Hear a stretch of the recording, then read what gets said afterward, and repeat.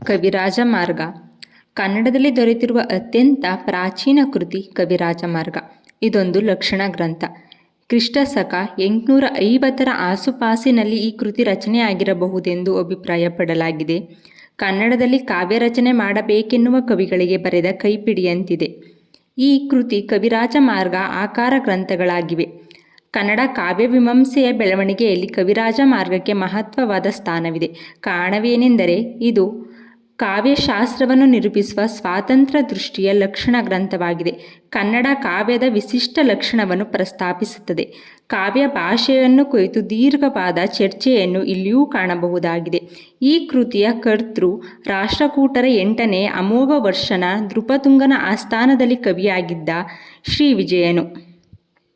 ಕವಿಗಳಿಗೆ ರಾಜಮಾರ್ಗ ಅಥವಾ ಮಹಾಕವಿಗಳು ಅನುಸರಿಸುವ ರಾಜಮಾರ್ಗ ಎಂತಲೂ ಈ ಕವಿರಾಜ ಮಾರ್ಗವನ್ನು ಕರೆಯುತ್ತಾರೆ.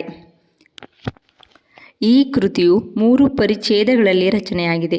ಮೊದಲನೇ ಪರಿಚ್ಛೇದವು ದೋಷವರ್ಣ ನಿರ್ಣಯ, ದ್ವಿತೀಯ ಪರಿಚ್ಛೇದವು ಶಬ್ದಾಲಂಕಾರ ವರ್ಣ ನಿರ್ಣಯ, ತೃತೀಯ ಪರಿಚ್ಛೇದ ಅರ್ಥಾಲಂಕಾರ ವರ್ಣ ನಿರ್ಣಯ.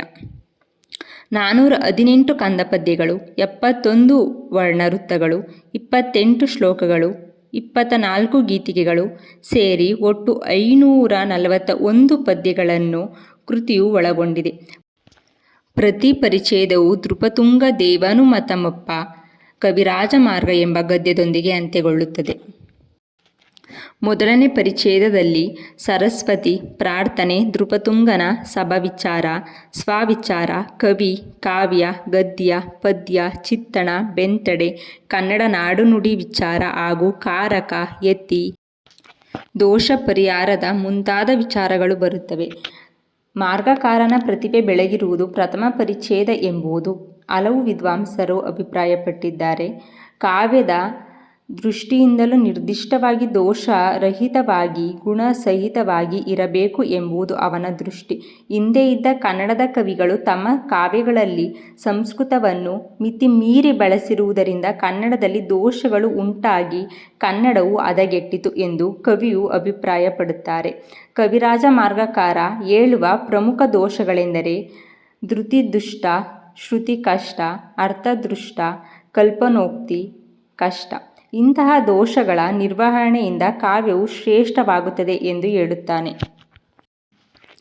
ದ್ವಿತೀಯ ಪರಿಚ್ಛೇದದಲ್ಲಿ ಹೇಳುವುದೇನೆಂದರೆ ಶಬ್ದಾಲಂಕಾರ ನಿರೂಪಣೆ, ಶಬ್ದಗುಣಗಳ ಅಕ್ಷರ ಮತ್ತು ಪದಗಳ ಕೂಡುವಿಕೆಯಿಂದ ಅವು ಉಂಟಾಗುವ ರೀತಿಯನ್ನು, ದಕ್ಷಿಣೋತ್ತರ ಮಾರ್ಗಗಳ ವಿಷಯವನ್ನು ತಿಳಿಸುತ್ತಾನೆ. ಈ ಪರಿಚ್ಛೇದದ ಬಹುಮುಖ್ಯ ಭಾಗವೇನೆಂದರೆ ದಕ್ಷಿಣೋತ್ತರ ಮಾರ್ಗದ ವಿಚಾರ.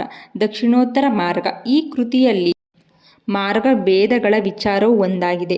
ಅಲ್ಲದೆ ವಿದ್ವಾಂಸರಲ್ಲಿ ಭಿನ್ನಾಭಿಪ್ರಾಯಕ್ಕೆ ಕಾರಣವಾಗಿರುವ ಕವಿರಾಜ ಮಾರ್ಗಕ್ಕೆ ಸಂಬಂಧಿಸಿದ ತೊಡಕಿನ ಪ್ರಶ್ನೆಗಳು ಕೂಡ ಒಂದಾಗಿದೆ. ಕಾವ್ಯಗುಣಗಳನ್ನು ವಿವರಿಸುವ ಸಂದರ್ಭದಲ್ಲಿ ಇದರ ಪ್ರಸ್ತಾಪ ಇದ್ದೇ ಇರುತ್ತದೆ. ತೃತೀಯ ಪರಿಚ್ಛೇದ ಇದರಲ್ಲಿ 35 ಅಲಂಕಾರಗಳ ಬಗ್ಗೆ ತಿಳಿಸುತ್ತಾನೆ. ಇದರಲ್ಲಿ 9 ರಸಗಳ ಬಗ್ಗೆಯೂ ಕುರಿತು ಚರ್ಚಿಸುತ್ತಾನೆ. ಶಾಂತ ರಸಕ್ಕೆ ಮೊಟ್ಟ ಮೊದಲ ಬಾರಿಗೆ ಅಡಿಪಾಯವನ್ನು ಹಾಕುತ್ತಾನೆ. ಹಾಗೆಯೇ ಸಂಸ್ಕೃತದ ಲಾಕ್ಷಣಿಕರು ಕಾವ್ಯದ ಆತ್ಮ ಧ್ವನಿ ಎಂದರೆ ಈತ ಧ್ವನಿಯನ್ನು ಒಂದು ಅಲಂಕಾರ ಎನ್ನುತ್ತಾನೆ. ಆದರೆ ಮುಂದಿನ ಯಾವ ಕವಿಗಳೂ ಸಹ ಧ್ವನಿಯನ್ನು ಅಲಂಕಾರವೆಂದು ಪರಿಗಣಿಸುವುದಿಲ್ಲ.